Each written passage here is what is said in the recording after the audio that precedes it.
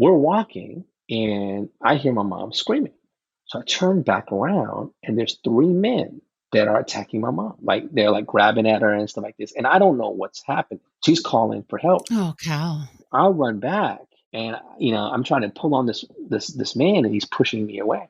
From that moment onward, that aggressive part of me got turned on. It was like activated. Yeah, it's activated. And so that moment contributed to my other moment. This is The Growth Moment with your coach, Amy Kay. Inspiration, ideas, and incredible insights for you to be more and do more. Get ready to grow today.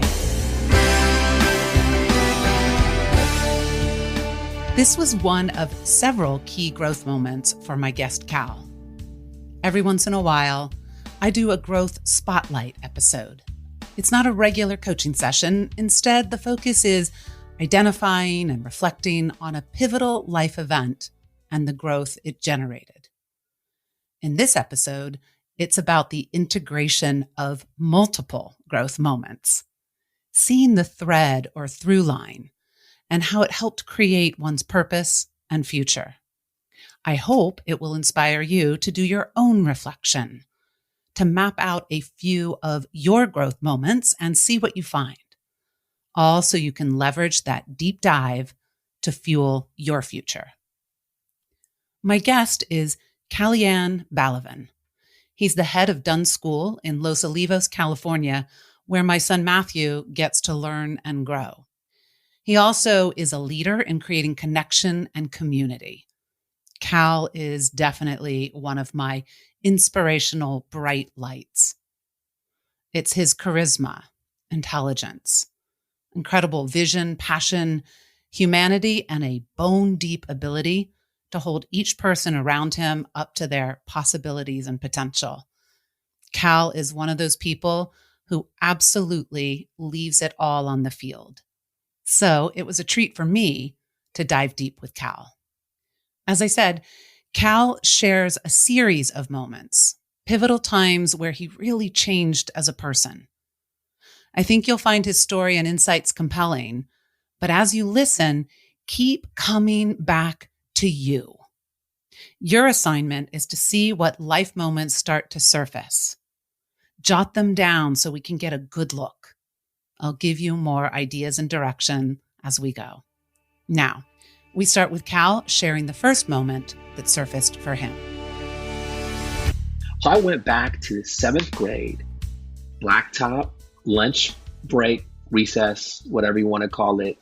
I used to eat lunch really fast or not at all and go play basketball. I remember I was jawing with another student and it got to a point of really aggressive.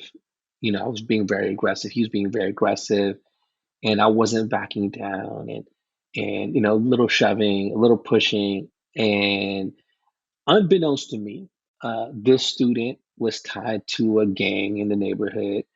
And I was pushing at something that I didn't realize what I was pushing on. And suddenly, at some point, it became a violent exchange. And I would say exchange is probably me trying to retcon what happened. I got stomped out. I mean, my face did not look the same for the next 2 months. I was brutalized, bloody, everything. And then I'm trying to come back to class like this. And one of the teachers pulls me and said, "What happened?"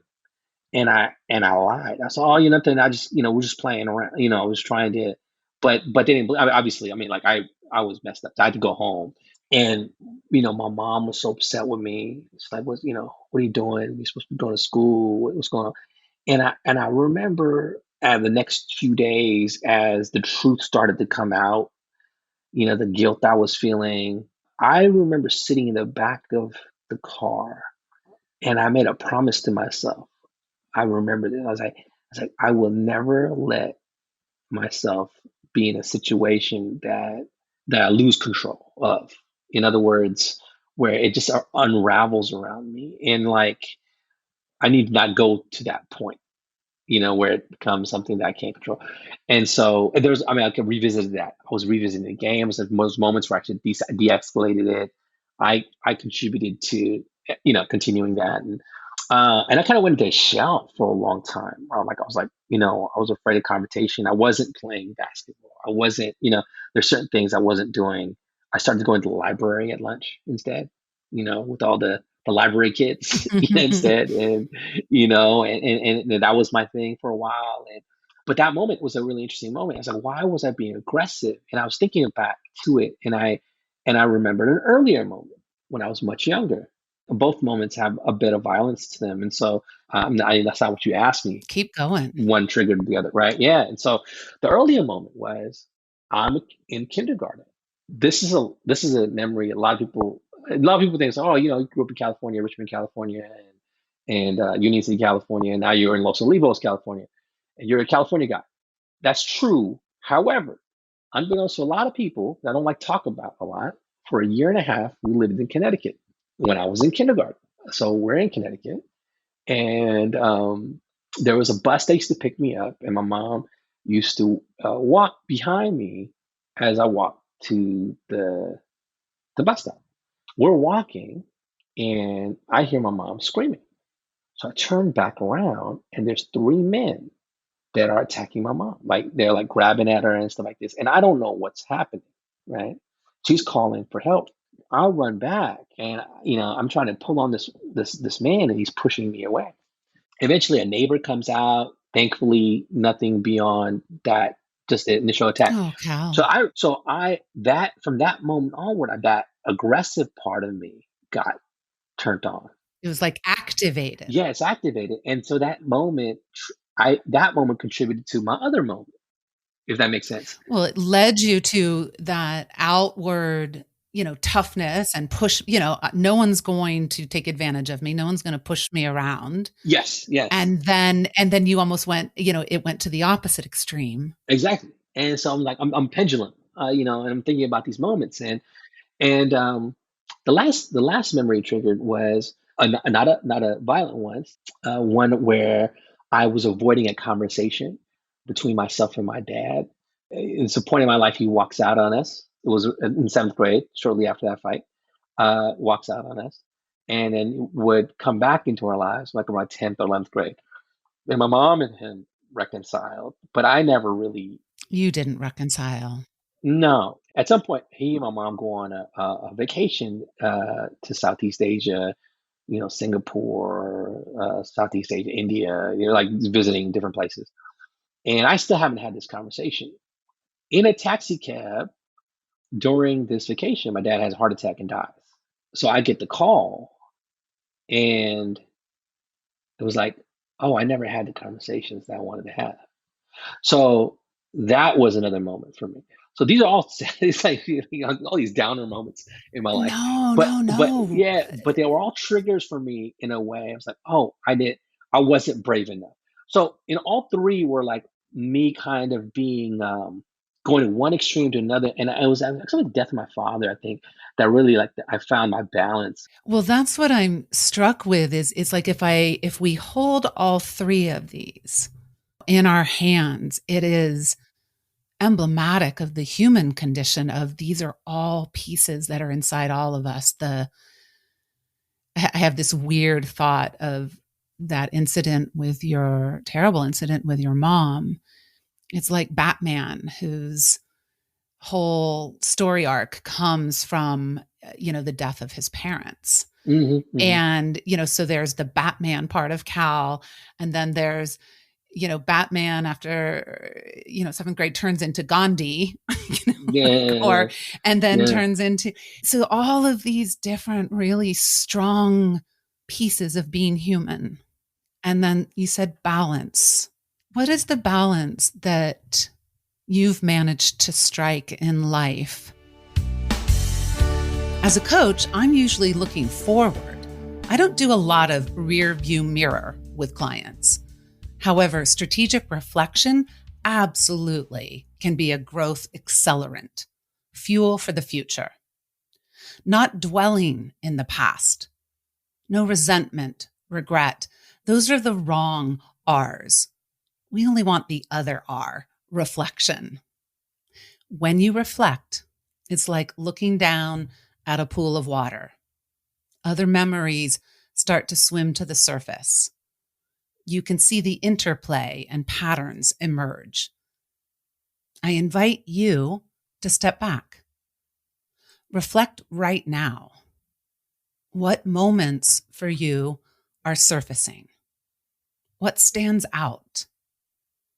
You don't have to see the narrative or your own character arc yet. Just pick out or identify a few growth moment candidates, times that were significant, ones that impacted your trajectory and might be key components of who you are today. You can write them down, pause the audio, and make a few notes. Or you can keep listening and set aside some time and space later to explore. Cal identified 3 moments: kindergarten, 7th grade, and high school. We have themes of aggressive, protective, no one will take advantage of me or my loved ones. And then the swing to never lose control of a situation, avoid confrontation. And then the death of his father, with the realization of the cost of avoiding confrontation. Cal was seeing the integration of how these pieces and sides started to meld together to create a balance. I'm so struck by how one moment doesn't tell the story. It's about the interaction of the moments. Keep noticing what is emerging for you, the interaction and integration of your moments. We jump back in after I asked Cal about the balance between these different parts of himself. This next section is a longer chunk. Listen for the gems. Just being brutally honest.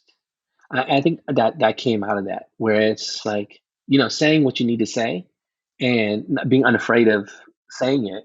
You got to say it, which is that last piece, dad, right? It's like, getting it out there, but also knowing that if it gets out there, whatever it gets out there, and if it's perceived in a threatening way, it creates aggression.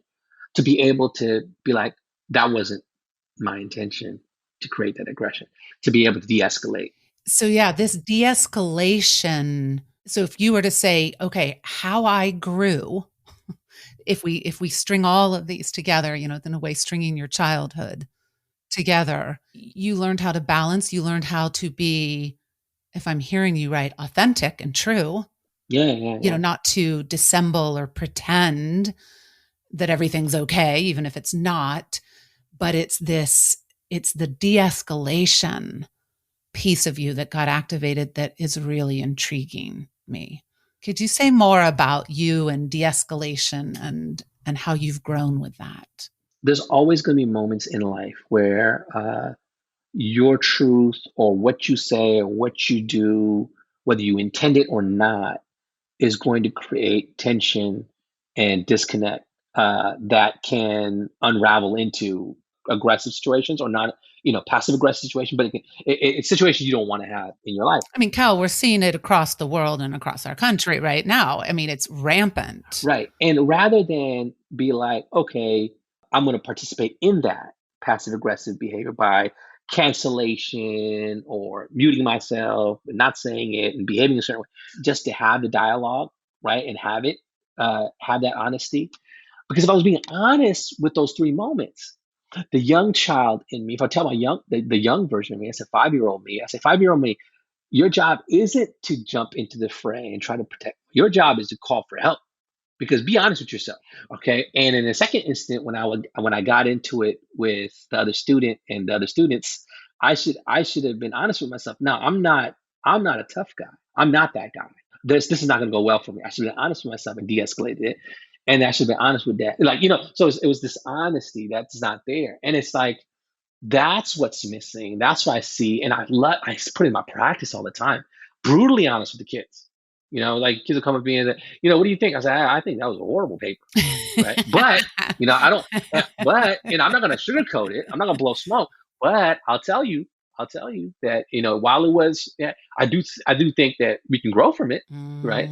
But I'm not going to lie to you, right? And so I think students have really appreciated it. Adults don't as much, but students have really appreciated the honesty. You know what I mean, over the years. So. Cal, I think there is such a hunger for honesty, authenticity right now that what's driving everybody crazy is the saying one thing when it's clearly a different thing, the doublespeak, the gaslighting on all political sides, just as opposed to, yeah, this is the deal. It sucks. Got to work on it. So, Cal, that makes me wonder of you got me on to Irshad Manji's Moral Courage, her book and her work and her website and all in training, to me, which embodies the kind of honesty, de-escalation, but connection that you're speaking about. What have you seen yourself drawn to as an adult that embodies this balance you're speaking of? I've been drawn into conversations with folks that are very different than me, different perspectives, different walks of life. And I've been drawn into that purposefully, mindfully. I realize that it's in that difference, I get this beautiful mirror into my own thinking, especially when we dialogue. And anyway, sometimes, I love it when it's actually a perspective of like, well, actually, I actually think it's this way. And this is why I think, and like, I'm like, wow, like I'll share that perspective. Cal, how do you handle now as this adult with that growth, when your aggression gets triggered, when your defenses get triggered, or when you do want to try to wade in and not just call for help? Like where do you see, these almost moments repeating in present day and how you now handle them? I think for me, that protective spirit gets triggered around kids. I have it happen to me a lot more than maybe another adult might, just because the nature of my role was students will come to my office and be like, "Hey, I felt wrong by so and so student, so and so adult," and my protective spirit is like, "Oh, I got to protect." But in my like my de-escalation is like, I'll listen, I hear it all, and I'll put my arms around them metaphorically speaking, in terms of like, okay, I got you. At the same time, I had to sit with I would say, I'm gonna call it rage sometimes, right? Like, like, wow, I can't believe this happened to this young person. I'll sit with it and then be like, okay, every story has all these perspectives, right? So I'll try to rationalize the situation. Okay, let's see, and really try to get into an investigative mode of like trying to figure out what happened and where things went wrong, so I can really see it as if I'm there. You know what I mean? I can see everyone moving in different ways, and then try to reflect back what happened out to everyone. But I have to sit with it. I realized that myself, I can't go from that conversation of protection to the next guy. I need time. I need like a day or two. I am hearing that you have cultivated the art of the pause, Oh yeah. of really, and that's a huge, huge piece that honestly, here I am in my 50s and I'm still working on my reactivity and my ability to count to 10. I'll probably work on it till I'm 100. But so that pause and reflection, and it almost sounds like a discipline to investigate the other perspectives, to really keep looking. Yeah, and I'll tell you what I do in that pause, because the pause is the passive for me. If I would drive myself nuts, I'd be pacing around the room. Oh, we're such kindred spirits in that Right. way. So I'll actually, a lot of times I'll sit there and write. Interesting. Like, I'll either, it'll end up being an article or a poem. I have so much writing that should never be released. You know what I So mean? you got to direct. It's not just about meditating or journaling, it's literally in order to pause, to not just jump, react, pull out the sword and do the battle. You've got to redirect. Yeah, I had to get it out there. Mm. Yeah, I have to get all my thoughts out, and then look at my thoughts a day later and be like, okay, where am I being unreasonable in this perception? But Wow. again, it's time, and I realized that and sometimes the beautiful thing will happen, Amy, where like I give myself that time, and in that time, it heals naturally. And so I'm like, I'm glad I didn't insert myself in that, right? So often, honestly, so often. That really makes me think an important piece because this goes for someone in your role, in education. It goes for Yeah, yeah, yeah. a VP managing their team. It Oh goes yeah. for, in a marriage or in a partnership. I mean, because I think an ego piece here is when we drop going, I'm the one who needs to fix it. I'm the one who knows. I'm the one who can. It's the honestly, you embody this too, the sharing of power with others and giving power back to the people as opposed to, you are the one guy who has to go fix it all single-handedly. Right, right. So that makes me curious on where the future growth moments might be. If you have a handle here, what's that next layer for Cal? This was the big shift, pulling the reflection of the past into the present, getting to the point of it all.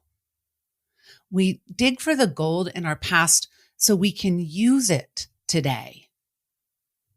You can see why Cal is an extraordinary educator, how he has integrated all of this past growth into a sincere and deep passion for people, mixing his authenticity and honesty with masterful de escalation, the cultivation of presence and pause so he can help people navigate to the highest outcome.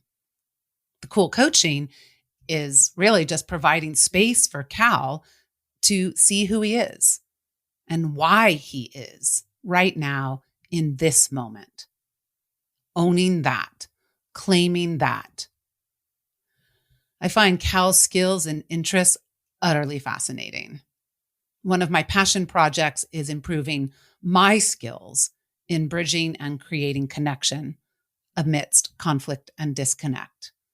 I could talk for hours about that endeavor, but what really matters here is you.